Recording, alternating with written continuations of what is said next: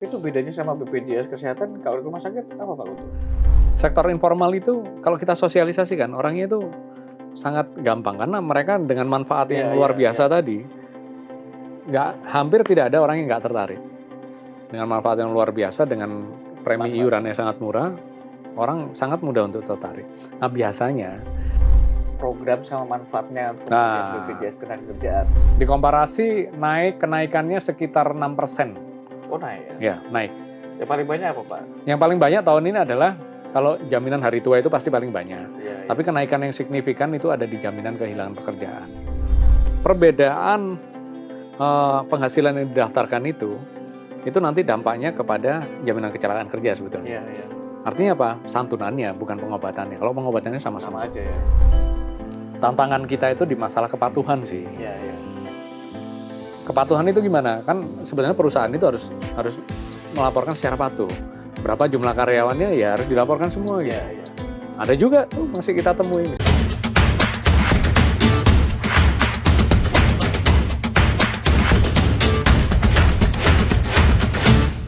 Assalamualaikum warahmatullahi wabarakatuh. Tribuners, kembali lagi bersama saya Agung Yulianto Wibowo. Kali ini bincang santai kita akan membahas soal BPJS Ketenagakerjaan terutama di Provinsi Banten. Kita akan menguliti dan juga mengulik-ngulik soal BPJS Ketenagakerjaan. Sekarang di studio sudah ada bersama kita Pak Kepala Kanwil BPJS Ketenagakerjaan Banten, Pak Kunto Wibowo. Langsung kita sapa beliau. Assalamualaikum Pak Kunto. Assalamualaikum. Ya, kabarnya gimana Pak? Alhamdulillah selalu baik lah kalau ketemu Mas Agung ini. Amin. Seger kayaknya ya? Iya, harus positif kita. Semangatnya semangat terus gimana? Luar biasa, semangat terus. Nah Pak Kunto, kita mau langsung aja ini. Kita mulai dari awal kan. Ya. BPJS Ketenagakerjaan tuh apa Pak? Dan kemudian apa manfaatnya ketika pekerja harus masuk peserta BPJS Ketenagakerjaan? Iya. Sebelum masuk ke sana, nggak tahu kenapa nama saya itu belakangnya Wibowo juga sama-sama sama Mas Agung gitu. Bukan suatu kebetulan, tapi harusnya ada chemistry. Jodoh. Ya, Mas Agung, apa BPJS itu ya? Ya BPJS itu ada dua. Ya, ada BPJS Kesehatan, ada BPJS Ketenagakerjaan. Di sini saya sebagai Kepala Kantor Wilayah BPJS Ketenagakerjaan. Nah, kalau ditanya BPJS itu apa? BPJS itu adalah singkatannya Badan Penyelenggara Jaminan Sosial. Artinya apa? Artinya Badan Penyelenggara Jaminan Sosial itu adalah lembaga publik yang ditugaskan oleh negara ini untuk melaksanakan program jaminan sosial. Yang tujuannya untuk apa? Tujuannya tentunya untuk memberikan perlindungan untuk tenaga kerja dari segala resiko yang berkaitan dengan resiko resiko pekerjaan maupun resiko sosial yang menyertainya pada saat pekerja ini mengalami suatu kejadian ataupun musibah. Apapun itu bentuknya gitu ya. Nah, inilah bentuk kehadiran negara sesungguhnya melalui Undang-Undang Nomor 40 Tahun 2004 dan diimplementasikan melalui Undang-Undang Nomor 24 Tahun 2011, pemerintah membentuk BPJS itu, Mas Agung. Pekerja berarti wajib untuk menjadi peserta BPJS Ketenagakerjaan? Secara aturan wajib. Secara aturan wajib. Memang kalau pekerja itu kan kita bedakan menjadi dua jenis ya, dua segmen. Pekerja formal dan pekerja informal gitu. Pekerja formal itu apa? Pekerja yang bekerja di kantor, di pabrik, yang ada hubungan kerja antara pemberi kerja dan pekerjanya gitu ya. Dia menerima gaji atau upah. Gitu. Kalau pekerja informal itu kan pekerja yang dia berusaha sendiri, nggak punya bos, nggak punya tuan gitu. Bosnya yang dia sendiri gitu. Seperti pedagang begitu. Pedagang, tukang ojek, terus tukang sayur, kemudian tukang sampah dan lain sebagainya itu kan masuk ke dalam kategori pekerja. So, dimensinya sangat luas sih kalau pekerja informal. Tapi pekerja formal dan pekerja informal itu kan sama-sama memiliki resiko gitu yang berkaitan dengan pekerjaan yang dilakukannya. Misalnya tukang ojek resikonya kebanyakan resiko di jalan kan gitu kan, resiko. Pedagang juga gitu. Di tempat dia berdagang bisa jadi resiko pada saat dia kulak barang yang mau dijual juga sama di jalan pasti ada resikonya. Nah, untuk itulah pemerintah sudah mikirin itu tuh. Jadi negara ini sudah memikirkan sehingga membuat suatu program jaminan sosial yang dilaksanakan oleh BPJS ini sebagai jaring pengaman. Sehingga jika terjadi, semua pasti nggak menginginkan ada kejadian atau resiko. Tapi bila mana terjadi resiko, pekerja ini tidak mengalami penurunan perekonomiannya, penurunan daya belinya, istilahnya kalau sekarang ini kan. Kan gitu kan, biasanya apalagi pekerja informal tuh. Itu sangat rentan. Kenapa sangat rentan? Dia dapat penghasilan kalau dia hari itu bekerja. Misalnya tukang ojek paling gampang ya. Kita ngojek, kalau hari itu dia mohon maaf mengalami kecelakaan, harus masuk rumah sakit, udah biayanya besar di rumah sakit, hari itu mungkin dia nggak ada pemasukan. Terus makan apa keluarganya nih kalau nggak ada pemasukan? Nah itulah pentingnya jaring pengaman kan. Fungsi BPJS itu di situ. Negara ini membentuk BPJS untuk melindungi dari segala resiko. Jadi resiko penghasilan yang hilang itu pun karena dia mengalami resiko kecelakaan itu akan tergantikan dengan adanya BPJS ini. Nah, jadi kalau informal sama formal tadi, Pak. Iya. Itu bedanya apa, Pak? Kalau formal dan informal, apakah hanya sekadar kalau formal dibayarkan perusahaan atau bosnya? Nah, kalau informal itu bayarnya mandiri berarti ya? Iya, betul. Kalau informal itu membayar secara mandiri. Makanya untuk tenaga kerja informal, preminya atau iurannya itu ada ininya, ada range ya? Penghasilannya. Dia boleh milih mulai dari 1 juta, range penghasilannya ya, sampai dengan di atas 20 juta. Gitu. Pekerja informal ini kan nggak semuanya berpenghasilan rendah. Iya. Ada loh pekerja informal yang penghasilannya tinggi. Contohnya apa? Artis. Nah, iya kan? Artis, atlet olahraga. Nah, itu kalau sedang naik daun kan penghasilannya tinggi dia, kontraknya tinggi. Terus pengacara itu masuknya ke informal kalau di kami itu segmennya. Dokter itu kan dokter yang ini ya, yang dia nggak terikat dengan suatu rumah sakit gitu, bukan jadi pegawai. Itu masuknya informal. Jadi informal tapi masuk yang skala penghasilannya tinggi gitu kan. Jadi sebetulnya dimensi informal itu sangat banyak. Berarti range tadi antara 1 juta sampai di atas 20 juta. Iya. Nah, itu nanti kaitannya apa dengan premi yang dibayarkan, dengan iuran dibayarkan. Karena kalau yang pekerja informal itu kan dia iurannya kan 1% dikali penghasilannya plus 6.800 untuk jaminan kematiannya gitu. Jadi misalnya 1 juta berarti bayarnya untuk jaminan kecelakaan kerja hanya 10.000 plus jaminan kematian 6.800, 16.800. Plus tabungan nanti bisa opsional ini 20.000. Jadi 36.800. Dia udah nabung 20.000 tiap bulan. 1 bulan itu ya? Iya, 1 bulan.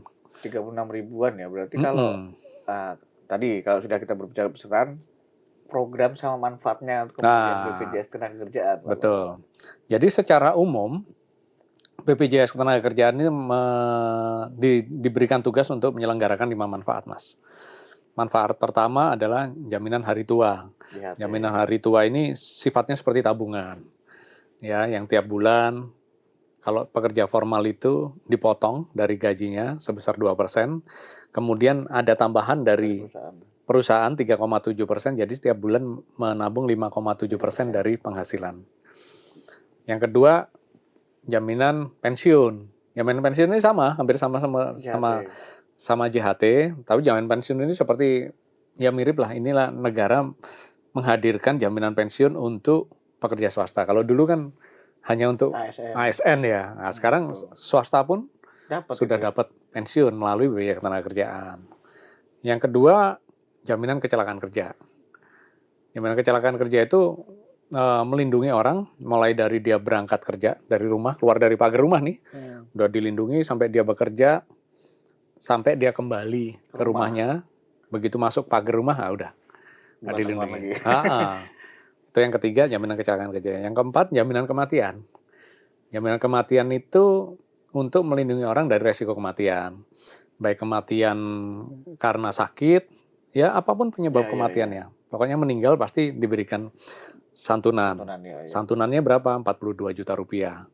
Kalau kecelakaan kerja tadi berapa santunannya? Nah, kecelakaan kerja ini kalau mengalami resiko, dia akan diobatin di rumah sakit. Semua rumah sakit pada dasarnya bisa. Ada rumah sakit yang bekerja sama dengan kami, ada juga yang enggak. Tapi yang enggak itu udah dikit banget jumlahnya. Iya. Rata-rata hampir semua rumah sakit, baik rumah sakit swasta maupun milik pemerintah daerah sudah bekerja sama dengan BPJS Ketenagakerjaan ya. Misal, kita lihat aja kalau di Serang ini apa? Budi Asi, Ya. Sariasi. Kita agak ke sana dikit di Karawaci ada Siloam, itu bekerja sama dengan kami. Agak ke wilayah Tangerang itu ada Primaya, ada Rumah Sakit EMC, ada Eka Hospital. Agak ke sana lagi ada Rumah Sakit Mayapada, Bethsaida, dan lain sebagainya. Rata-rata sudah bekerja sama dengan kami. Tapi itu bedanya sama BPJS Kesehatan, kalau di rumah sakit apa Pak Guntur? Sebetulnya agak berbeda ya. Kalau BPJS Kesehatan itu kan yang pertama ruang lingkupnya ya. Ruang lingkupnya kalau BPJS Kesehatan dia hanya masalah sakit. Ya. Tapi kalau BPJS Ketenagakerjaan, orang yang mengalami kecelakaan kerja, bawa ke rumah sakit. Nah, memang agak berbeda manfaatnya. Jadi kalau BPJS Kesehatan memang dia sistemnya sistem paket yang namanya inasi bijis ya gitu ya. Kalau BPJS Ketenagakerjaan kita tidak sistem paket. Jadi siapapun yang mengalami kecelakaan masuk ke rumah sakit akan ditangani sampai sembuh. Tidak ada paketnya, dia akan ditangani, tidak ada batasan nominalnya juga, nggak ada plafonnya istilahnya ya. Iya. Jadi berapapun biaya yang dibutuhkan orang itu untuk pasien itu untuk sembuh, harus sembuh. Dan kami BPJS Ketenagakerjaan kita sudah mempunyai tugas dari negara ini. Prinsipnya adalah orang ini diobati sampai dia siap kembali bekerja, Mas. Jadi bukan sekedar dia udah keluar dari rumah sakit selesai enggak. Itu akan terus kita dampingi sampai dia siap kembali bekerja. Kalau misalnya butuh rehabilitasi didampingi terus. Iya. Misalnya nih selesai dari rumah sakit, mohon maaf, misalnya kakinya patah, dia diobatin, dioperasi sampai sembuh, dia bisa pulang, dia harus fisioterapi, semua di cover. Pokoknya sampai dia siap bekerja tuh. Sampai bekerja dan tidak harus menjalani perawatan lagi. Iya. Itu kalau dalam hal dia sembuh. Ada juga yang cacat kan gitu kan. Iya. Kalau misalnya kecelakaan parah, kaki harus diamputasi, maka dia diberikan pendampingan juga. Sampai diberikan pelatihan, misalnya dia driver tadinya ya, karena kecelakaan kerja, kakinya patah kan nggak bisa nyetir lagi dia. Nah maka dia akan diberikan pelatihan. Selain diobatin sampai sembuh, diberikan fisioterapi, kemudian atas kecacatannya juga ada santunan cacat, kemudian dia diberikan pelatihan juga. Diberikan pelatihan supaya bisa produktif lagi, mungkin di lini kerja yang lain, misalnya administrasi. Nah, maka kami berkomunikasi dengan perusahaan nih. Ini udah nggak bisa lo nyetir, bisa nggak ditempatkan di administrasi? Tujuannya supaya apa? Supaya nggak di PHK nih, iya kan? Itu kita namakan program Return to Work. Ada di program BPJS Ketenagakerjaan, Return to Work. Jadi program kembali bekerja. Sampai dia mahir di situ. Kalau belum mahir ya kita latih lagi. Kita bekerja sama dengan BLK juga. Untuk kita latih di lini pekerjaan apa yang dia akan ditempatkan oleh perusahaan ini. Dilatih sampai dia siap kembali bekerja. Yang informal gimana? Sama. Yang informal tuh sama. Walaupun preminya beda, tapi penjaminannya sama. Diberikan pengobatan di rumah sakit yang sama, sampai sembuh juga, nggak ada plafon. Kami punya pengalaman ada seorang pasien yang sampai sekarang masih dirawat mulai dari 2016 itu, di daerah Pekanbaru. Dirawat mulai 2016 sampai dengan saat ini, masih di ICU. 2016 sampai 2024, ya, tahun ya. Itu habisnya sudah sekitar 9 miliar. Kita biayai. Kemarin ada testimoni, kalau nggak salah, di Cilegon. Iya. Pekerja BPU, dia pedagang ATK di depan sekolah gitu, namanya Bu Marhaini, mengalami kecelakaan kerja juga seperti itu. Cuman beliau meninggal dunia, almarhum. Beliau dengan kesadaran mendaftarkan dirinya gitu ya. Walaupun sebagai pedagang, saya pengen daftar nih, datang ke kantor kita, Pak. Saya pengen daftar, pengen mendapatkan perlindungan. Alhamdulillah beliau dilindungi. Pada saat terjadi kecelakaan, beliau dirawat di rumah sakit di Cilegon yang sudah bekerja sama dengan kami. Memang mulai dari saat kecelakaan sampai beliau meninggal, beliau dalam kondisi nggak sadar. itu pengobatannya habisnya hampir 1 miliar rupiah. Kita biayai semuanya. Namun Tuhan berkehendak lain ya. Beliau meninggal dan keluarganya tetap mendapatkan santunan atas kematian. Iya. Ahli warisnya mendapat santunan dan anaknya dapat beasiswa. Yang satu yang masih sekolah dapat beasiswa. Sampai perguruan tinggi itu. Sampai perguruan tinggi. Artinya apa? Artinya ini bentuk kehadiran negara gitu. Bukan masalah ini diberikan oleh BPJS. Oh bukan. Ini memang haknya warga negara ini, haknya pekerja untuk karena dia sudah mendaftarkan dirinya, maka dia diberikan hak untuk. Kalau tadinya orang mengalami kejadian seperti itu kalau nggak punya duit kan ya mohon maaf nih, cari-cari hutangan, ya kan. Betul. Akhirnya jadi membebani keluarga kan. Malah kepinjol juga kan. Maka hanya dengan mendaftar ke BPJS Ketenagakerjaan yang tadi nggak sampai 50.000 juga kan, ini kan. Itu kalau skemanya pakai yang hari tua tadi ya. Pakai hari tua, kalau enggak cuma 16.800. Kalau misalnya dia mau pilih, kan gini, perbedaan penghasilan yang didaftarkan itu nanti dampaknya kepada jaminan kecelakaan kerja sebetulnya. Iya. Artinya apa? Santunannya, bukan pengobatannya. Kalau pengobatannya sama-sama. Sama aja ya. Kalau santunannya kecelakaan kerja itu kan misalnya meninggal karena kecelakaan kerja. Dia mendapatkan santunan 48 kali penghasilan yang didaftarkan. Kalau dia mendaftarkannya dengan penghasilan 1 juta, maka dapatnya 48 juta. Tapi kalau mendaftarkan dengan penghasilan 2 juta, berarti bayarnya kan agak lebih mahal ya, 20 ribu kan gitu kan. Tapi manfaat yang akan didapatkan kalau dia meninggal akan 2 juta dikali 48, berarti 96 juta. Yang membedakan di sana sih. Demikian juga kalau misalnya pilih 10 juta, 5 juta juga. Iya, dikali pengalinya kan. Iya, pengalinya. Iya. Pengalinya semakin tinggi juga. Iya, memang kita nggak bisa menikmati, kita sudah meninggal. Yang menikmati kan ahli waris kan. Nah, terbukti seperti Bu Marha ini, ya santunan bisa dipakai untuk membesarkan tokonya. Iya kan? Membesarkan tokonya yang sekarang dikelola oleh anaknya yang pertama. Anaknya yang masih sekolah, masih bisa sekolah dengan beasiswa yang diberikan oleh negara melalui BPJS Ketenagakerjaan. Mulai sampai dengan perguruan tinggi. Nah kalau peserta di Provinsi Banten sudah berapa Pak Guntur? Peserta, oh ya, saya tadi sampai jaminan kematian, yang terakhir jaminan kehilangan pekerjaan itu Pak. Oh iya, JKP ya? JKP itu program yang paling baru itu ya. JKP itu baru di 2021. JKP itu diberikan kalau orang mengalami resiko PHK. Maka diberikan santunan tunai selama 6 bulan, kemudian diberikan pelatihan juga, dan diberikan akses informasi pasar kerja. Kurang baik apa coba negara ini?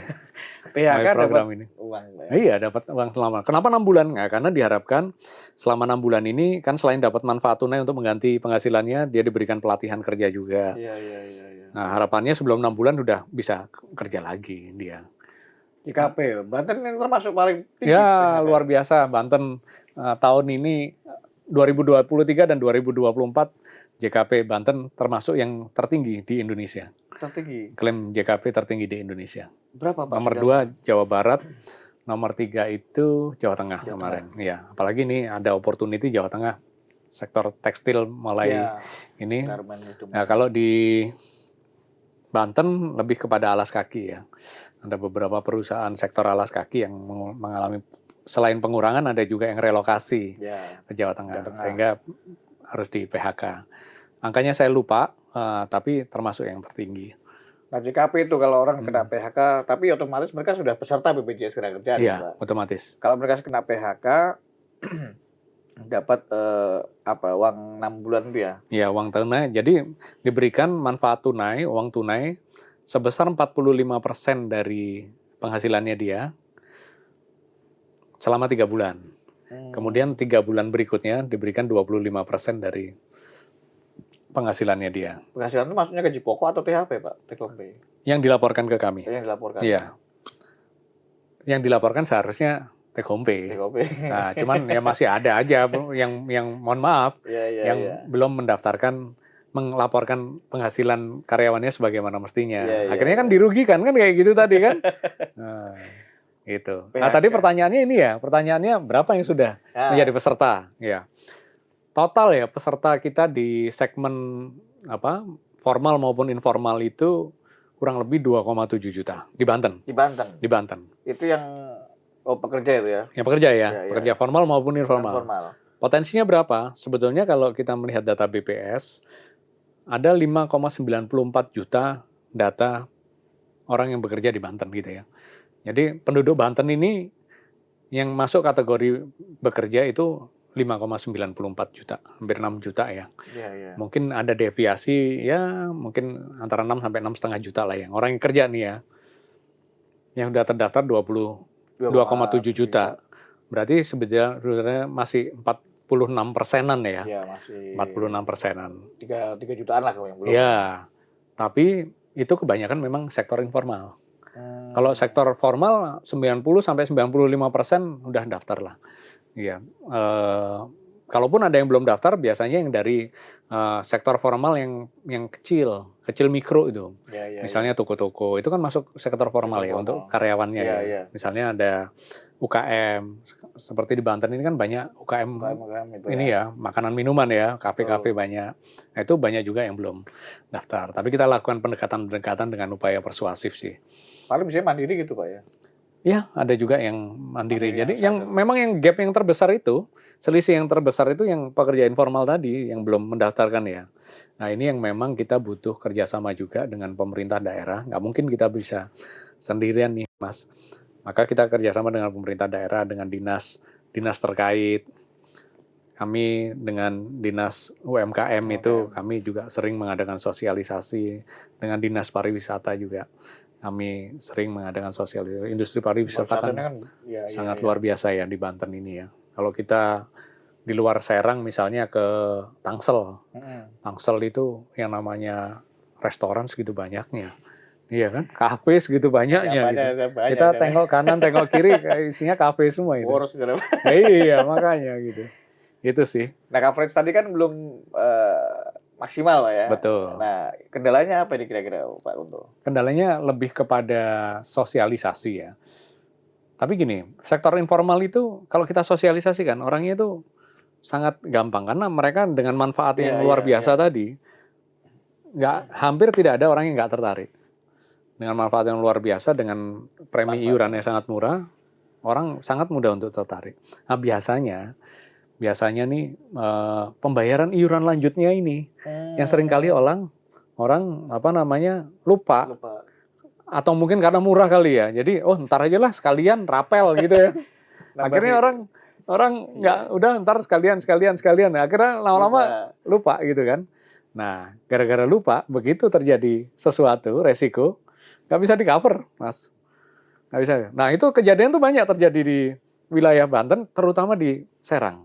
Tapi ada periodisasinya tuh Pak? Ada. Jadi pekerja informal itu, kalau dia nggak bayar, sampai 3 bulan itu masih kita cover itu. Sebulan dia bayar, terus 2 bulan kemudian ada sesuatu. Ya katakanlah dia bayar iuran 3 bulan langsung gitu ya. Januari sampai Maret nggak bayar nih. Terus dia lupa, nggak bayar April gitu. Kita akan masih lindungi tuh, April, Mei, Juni. 3 bulan ini masih kita lindungi. Jadi tanggal terakhir dia nunggak, bulan terakhir dia nunggak, selama 3 bulan masih kita lindungi.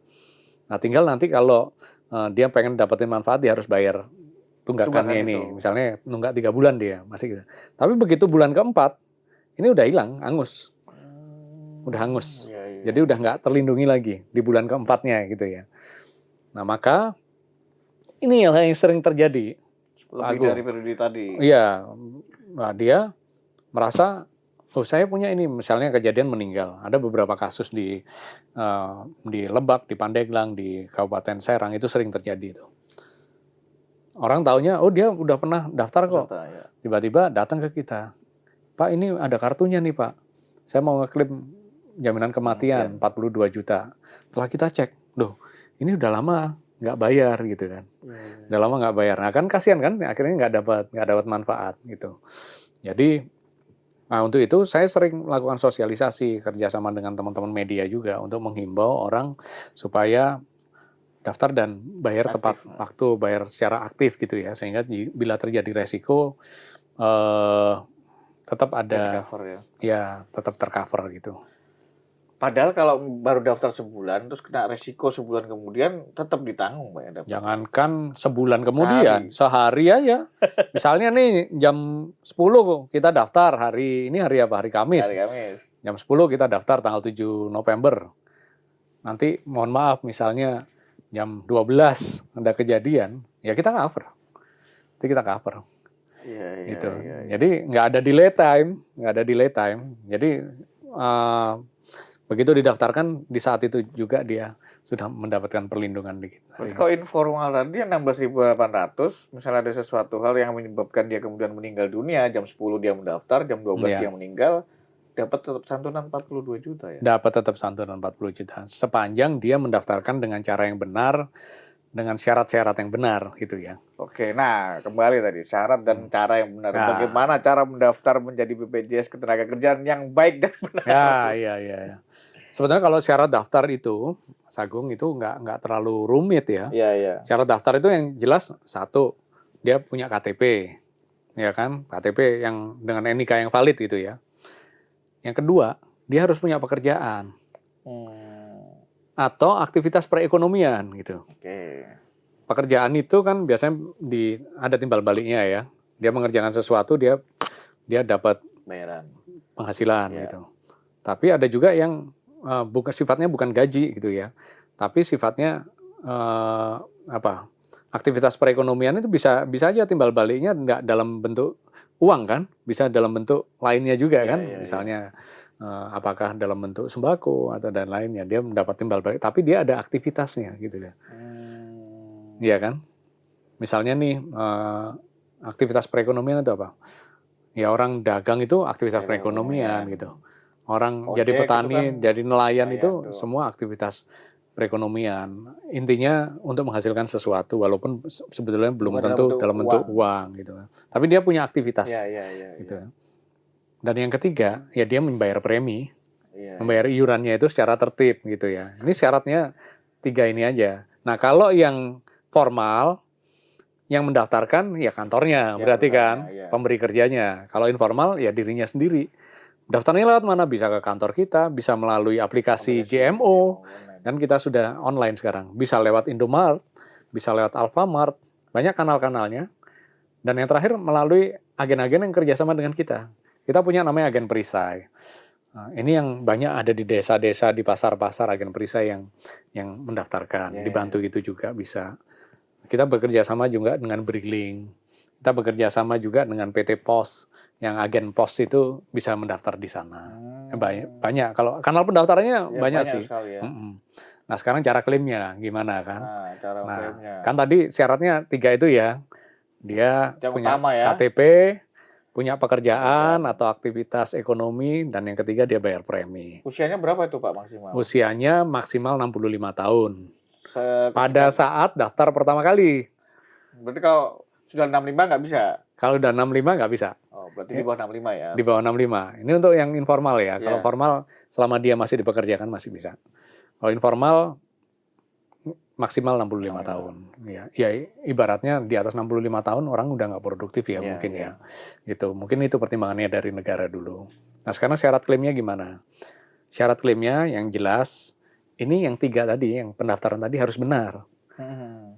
Benar itu apa? Ya ini memang KTP-nya sendiri, ini memang pekerjaan memang benar-benar dia ada, dan dia membayar iuran kan gitu. Maka kalau begitu klaim, kita akan cek nih, benar nggak? Kan dia ini gini, orang daftar kan bisa di mana aja, tanpa melalui petugas kita ya. Self-assessment sifatnya. Jadi dia harus jujur juga kan gitu kan, harus jujur kalau daftar ya. Kalau memang ada pekerjaan ya dia harus jujur.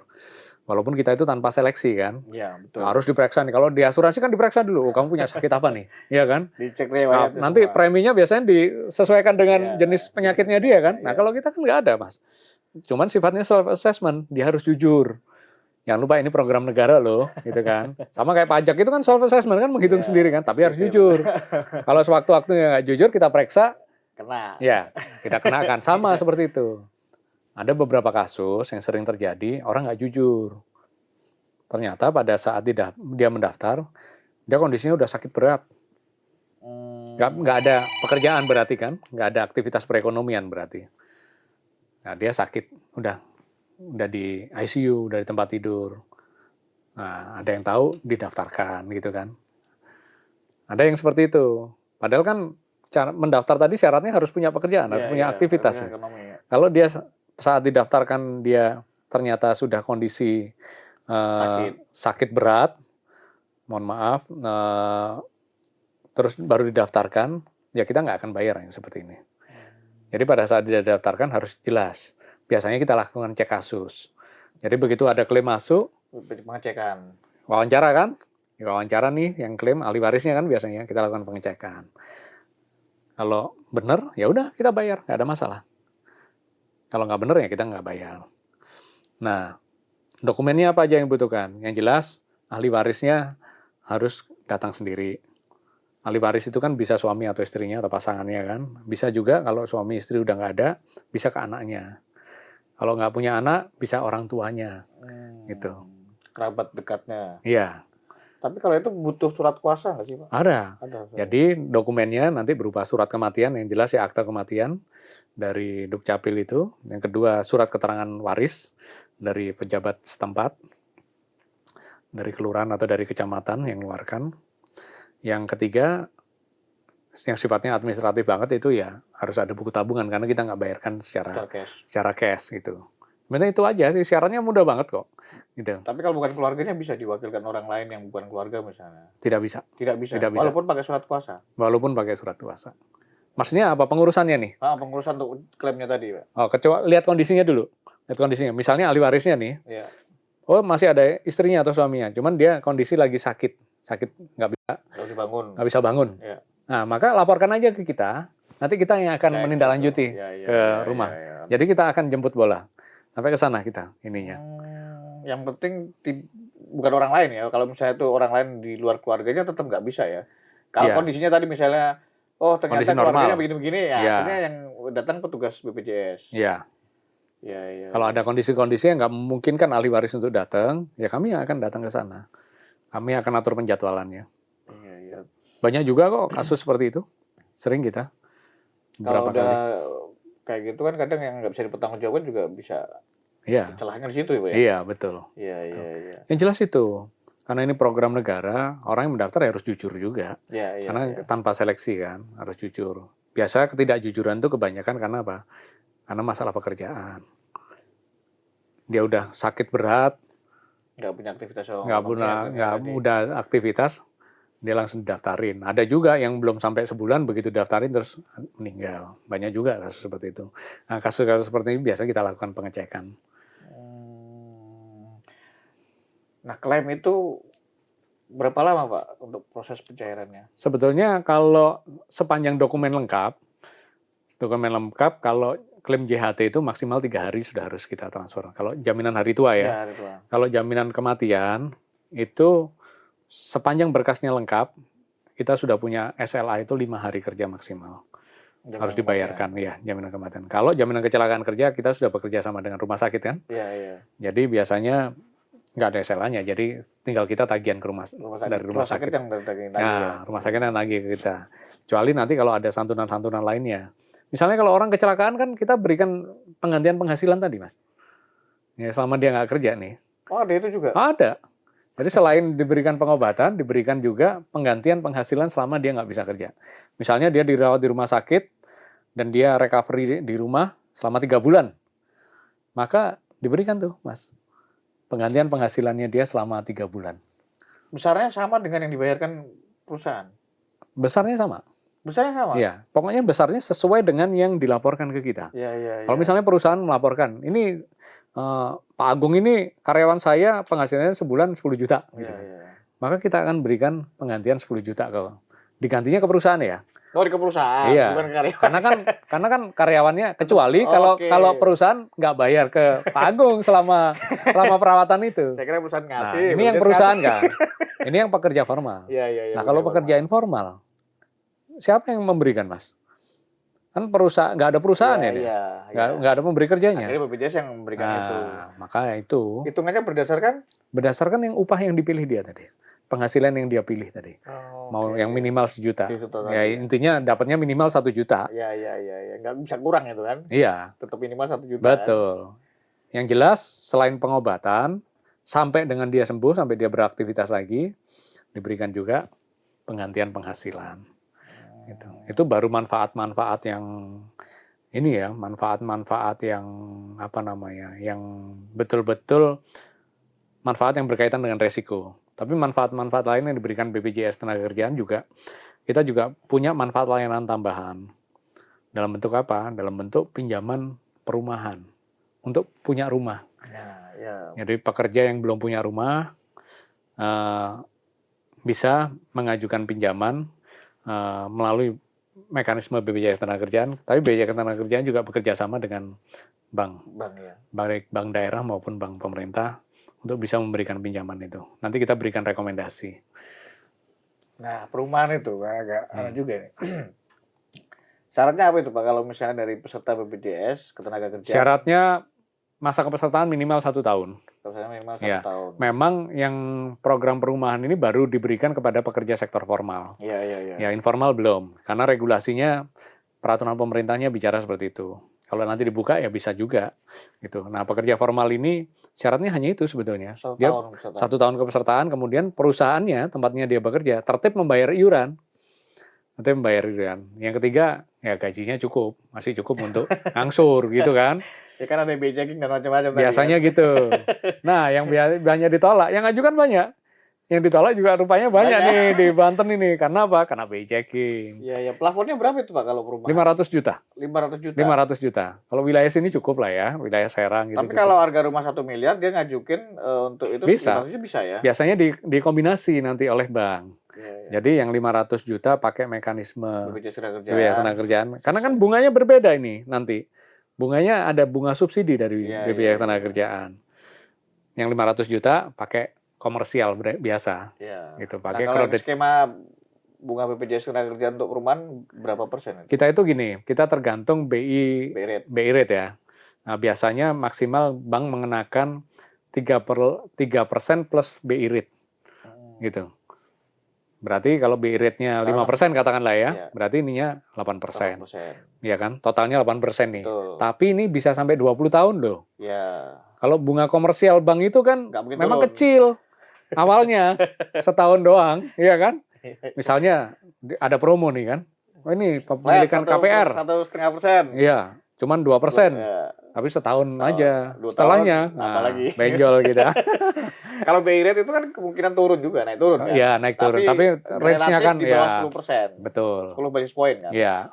Kemarin aja tertinggi kita waktu BI rate-nya tinggi ya, sampai berapa kemarin? 6,5 kemarin ya. Ya berarti kan maksimal nggak sampai 10 juga. Ya, nggak sampai 10. Nanti begitu BI repo rate-nya turun, ya turun lagi dia mengikuti. Artinya cicilan juga jadi turun. Jadi turun. Kalau kita yang komersil floating kan nggak pasti floating. Mungkin di awalnya setahun pertama dia 2%, tergantung perjanjian kan.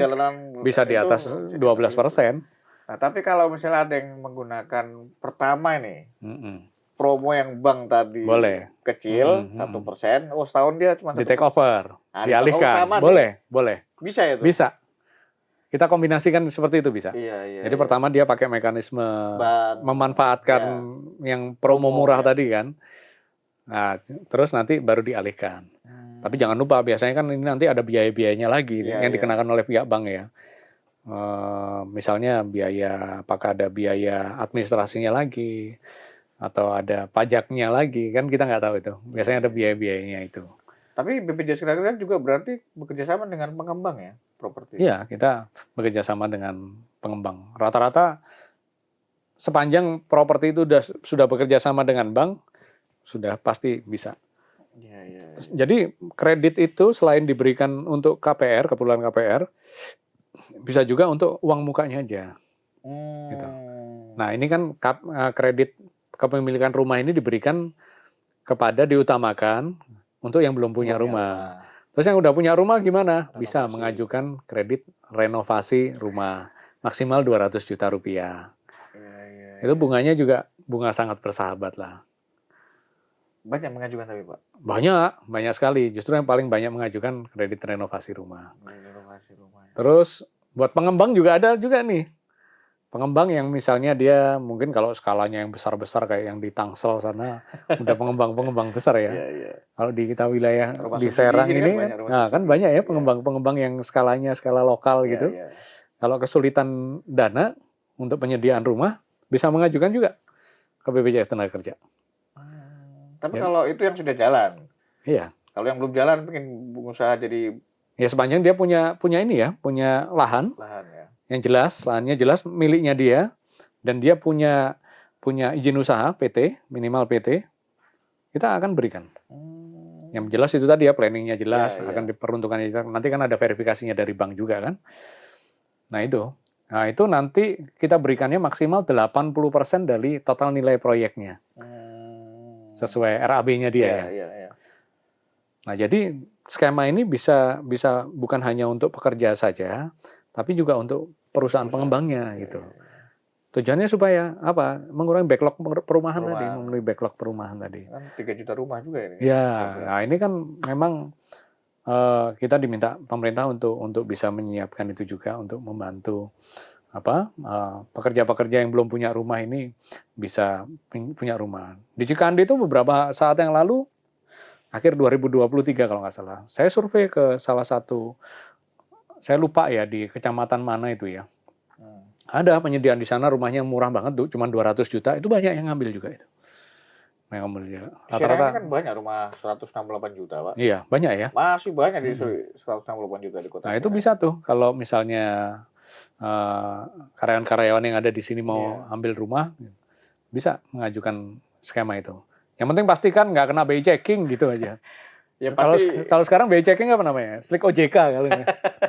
Tapi sama aja namanya. Iya, sama aja. Iya. Berarti harga rumah 168 juta bisa minjem 500 juta, Pak? Ya enggak lah, sesuai dengan, kan kita nanti penyalurannya juga enggak ke orangnya kan, langsung ke pengembangnya gitu. Saya kira harga 168 juta bisa nggak bisa? Ya, nggak bisa. Sesuai harga rumahnya gitu. Nah, tadi kita berbicara soal klaim, Pak. Ya. Berapa jumlah yang sudah diklaim ke BPJS Ketenagakerjaan Banten nih? Total klaim kita sampai dengan bulan Oktober itu 3,1 triliun. Dari Januari sampai Oktober. Dari Januari sampai Oktober itu 3,1 triliun. Dikomparasi sama tahun yang lalu? Dikomparasi kenaikannya sekitar 6%. Oh, naik ya? Ya, naik. Yang paling banyak apa, Pak? Yang paling banyak tahun ini adalah, kalau jaminan hari tua itu pasti paling banyak. Ya. Tapi kenaikan yang signifikan itu ada di jaminan kehilangan pekerjaan. Itu indikasi bahwa terjadi banyak PHK. Iya, betul. Kenaikan. Iya, betul. Jadi jumlah klaim JKP kita, jaminan kehilangan pekerjaan, itu kenaikannya sekitar 120% lah dari tahun lalu itu. JKP itu 120%? Iya, JKP ya. Berarti 3,1 triliun itu sebagian besar JKP, Pak? Iya. Ada juga mungkin orang yang kena PHK-nya tahun lalu, baru klaimnya tahun ini, kan ada juga yang seperti itu ya. Iya. Nah, tapi mengindikasikan bahwa memang ada ini sih, ada pengurangan. Ya, itu kan fakta yang terjadi, Pak. Iya, betul. Faktanya kan seperti itu. Nah, kalau klaim yang sudah diajukan BPJS Ketenagakerjaan Banten adalah 3,1 triliun. Pertanyaannya, berapa sih yang harus didapetin BPJS Ketenagakerjaan Banten dalam waktu setahun misalnya? Dalam waktu setahun itu memang target kita itu sekitar 80 triliun, Pak. Satu provinsi ini? Satu provinsi. 80 triliun ya. 80 triliun itu yang terbanyakan juga yang program tabungan tadi sebetulnya. Iya. Makanya kita bicaranya rasio, kadang-kadang rasio itu ya. Kalau rasio, kan yang terbesar itu jaminan kehilangan pekerjaan ya. Kalau klaim rasio JKP kita memang sekitar 60-an%. Sangat tinggi itu. Iya, karena kan tidak termasuk dalam iuran kan. Betul, membandingkan antara iuran dengan klaim yang kita bayarkan gitu. Yang sangat luar biasa sebetulnya di jaminan kematian rasionya. Rasio jaminan kematian itu memang cukup tinggi. Kami di Banten sekitar 96% rasio kematian. Rasio antara uang yang kita terima dari iuran baru dengan yang keluar itu 96%, udah mendekati 100%. Tapi apakah ini menjadi masalah? Tidak. Klaim rasio itu tidak menjadi masalah untuk BPJS Ketenagakerjaan. Karena kan ini program negara. Betul. Jadi berapapun pasti akan kita bayar. Jadi masyarakat nggak usah khawatir. Pasti akan kita bayar. Berapapun klaim. Berapapun misalnya perawatan di rumah sakit yang terjadi, walaupun bayarnya baru berapa tadi? 16.800. Terus dia ada kejadian, habisnya, mohon maaf, seperti yang di Cilegon itu, Bu Marhaini itu baru 5 bulan dia menjadi peserta. 5 bulan kali 16.800 mungkin berapa? 100.000 lah, kurang dari 100.000 kan? Iya, kurang dari 100.000 kan? Nah, dia sudah harus mendapatkan perawatan dengan biaya hampir 1 miliar. Kemudian mendapat santunan. Santunannya 96 juta kemarin. Total santunannya ya. Belum termasuk beasiswanya nanti. Tapi skemanya kan memang kemarin imbal hasil dari secara nasional kan juga tinggi, Pak ya. Betul. Jadi sebetulnya gini, kenapa nggak perlu khawatir? Kenapa tadi ada kok disamakan ya manfaatnya antara pekerja formal dan informal? Kan informal lebih murah bayarnya. Nah, inilah ada 3 asas 9 prinsip jaminan sosial. Salah satunya gotong royong. Nah, gotong royong itu artinya apa? Yang penghasilannya besar, yang mensubsidi yang penghasilannya rendah. Inilah prinsip jaminan sosial. Di negara manapun ya seperti itu. Jadi yang penghasilannya lebih tinggi, mensubsidi yang penghasilan rendah. Sama aja kalau kita misalnya, terus kalau kita nggak pernah mengalami kejadian, rugi dong. Gitu. Ya enggak lah. Ya kan udah, alhamdulillah kan bersyukur nggak pernah ada kejadian. Ya kan? Masa, saya udah bayar nih. Mendingan kejadian, iya rugi saya. Loh, lebih rugi lagi kalau ada kejadian kan. Nah, tapi pertanyaan coverage untuk perusahaan bagaimana Pak Guntur? Apakah 100% yang ada di... Ya 100% sih belum. Belum ya? Belum. Tapi kalau untuk skala menengah besar, alhamdulillah udah hampir 100%. Kalau perusahaan itu biasa gini. Biasa tantangan kita itu di masalah kepatuhan sih. Iya. Kepatuhan itu gimana? Kan sebenarnya perusahaan itu harus melaporkan secara patuh. Berapa jumlah karyawannya ya harus dilaporkan semua gitu. Iya. Ada juga tuh masih kita temui, misalnya jumlah karyawannya 1.000, cuman didaftarin 500, cuman didaftarin 700, yang 300 ini masih magang, ini masih percobaan, nggak daftarin. Padahal resikonya sama aja tuh. Kalau ada apa-apa, akhirnya apa? Yang rugi perusahaan juga. Kalau masih misalnya terjadi resiko ya, yang jadi perusahaan juga. Padahal kalau didaftarin, udah. Ini kan pengalihan resiko dari resiko perusahaan ke negara kan gitu kan. Itu satu. Ada perusahaan masih ada perusahaan yang belum mendaftarkan seluruh pekerjanya ke BPJS Tenagakerjaan. Yang kedua, masih banyak perusahaan yang belum melaporkan dengan benar gaji yang diterima oleh karyawannya ke BPJS Tenagakerjaan. Gajinya 10 juta, ngelapornya 5 juta. 5 juta. Kan iurannya beda. Betul. Kan iurannya beda gitu. Padahal nanti manfaat yang diterima akhirnya jadi merugikan pekerja juga kan. Kalau misalnya manfaat jaminan hari tuanya pasti beda. Iya. Kan dihitung dari persentase dari gaji. Betul. Kalau misalnya mohon maaf terjadi kecelakaan sampai meninggal dunia, 48 kali gajinya. Iya. Yang dirugikan siapa? Bukan perusahaan, pekerjanya yang dirugikan. Nah, biasanya kita kerjasama juga dengan pemerintah, dengan pengawas. Hari ini juga kami ada rapat koordinasi dengan pengawas di Hotel Aston. Kemudian kita bekerja sama juga dengan teman-teman serikat pekerja. Jadi supaya teman-teman juga tahu gitu kan. Oh ini loh. Kalau teman-teman tanya kan kita, misalnya ada teman serikat pekerja, Pak ini gaji saya 5 juta nih. Tolong cek dong di daftarnya berapa. Oh 3 juta ternyata baru gitu. Nah kan dia bisa protes ke perusahaannya. Atau kita bisa laporkan ke pengawas ketenagakerjaan di Naker Provinsi. Nah nanti pengawas yang turun ke lapangan. Nah tapi sekarang enak, di aplikasi JMO itu sudah bisa dilihat masing-masing. Gaji yang didaftarkan berapa sih ke BPJS Tenagakerjaan.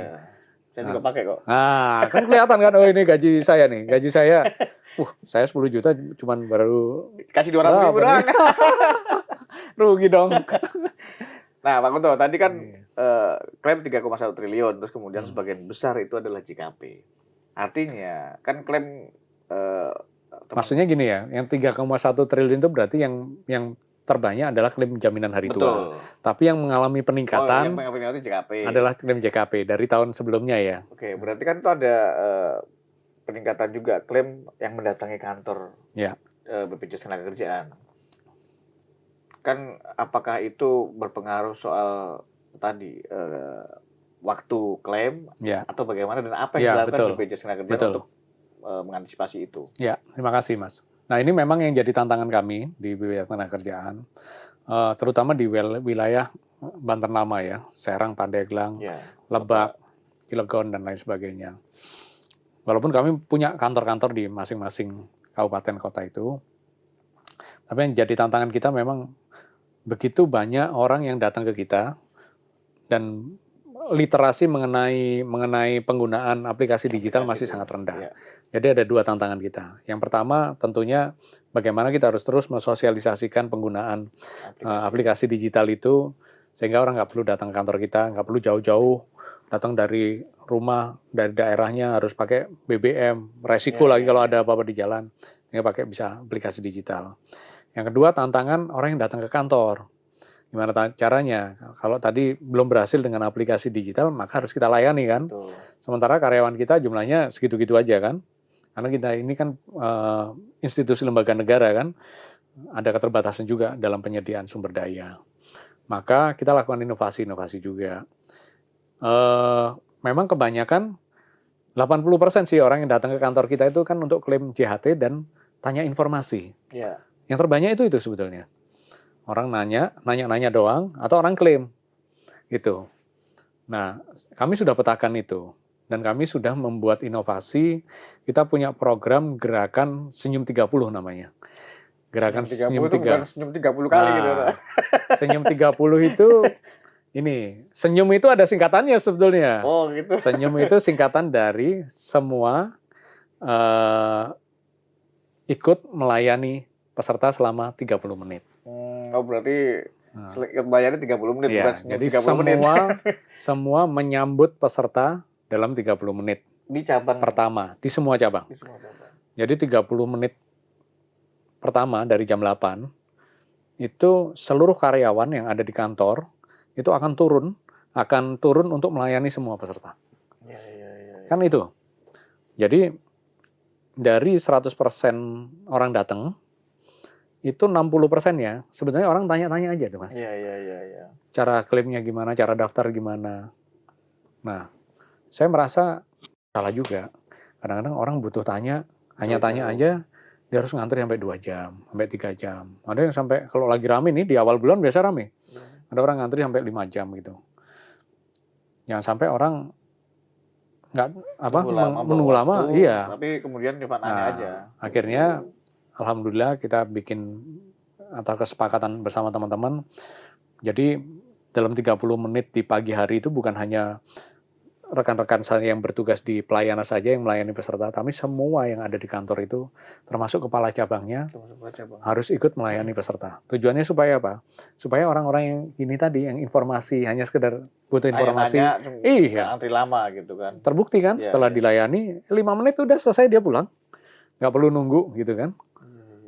Terus kita bantu juga, yang orang yang mau klaim kita bantu juga, kita cek ya. Syaratnya udah lengkap atau belum? Jangan sampai nanti ngantri 2 jam, kurang ditolak. Artinya apa? Dia ngantri hanya untuk ditolak. Gitu. Akhirnya saya sebagai kepala kantor wilayah memerintahkan seluruh cabang, ada 14 kantor cabang kita di seluruh kabupaten kota yang ada di sini untuk semua ikut melayani selama 30 menit. Alhamdulillah itu cukup membantu sih.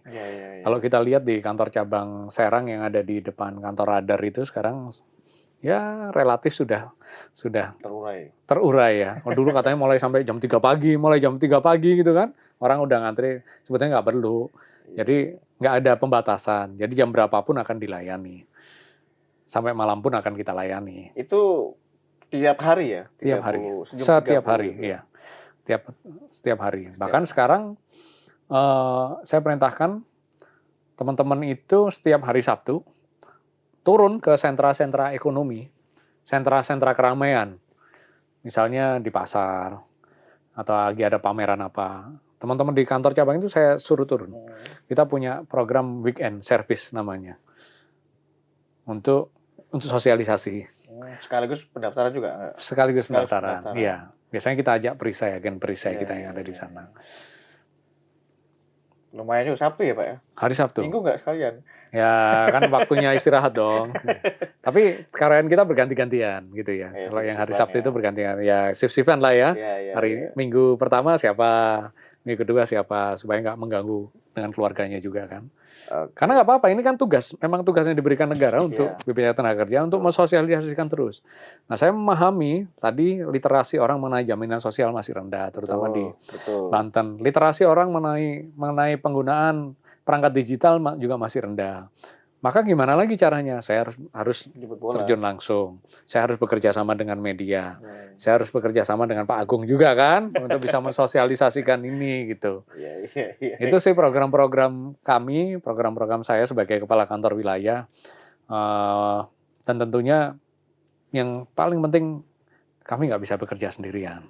Kami butuh dukungan dari seluruh stakeholder, termasuk dari teman-teman media, terutama dari pemerintah, pemerintah daerah, pemerintah provinsi, pemerintah kabupaten kota, harus bersama-sama untuk kita memastikan perlindungan jaminan sosial itu terwujud di seluruh wilayah Banten ini. Kami menamakan Universal Coverage Jam Sostek.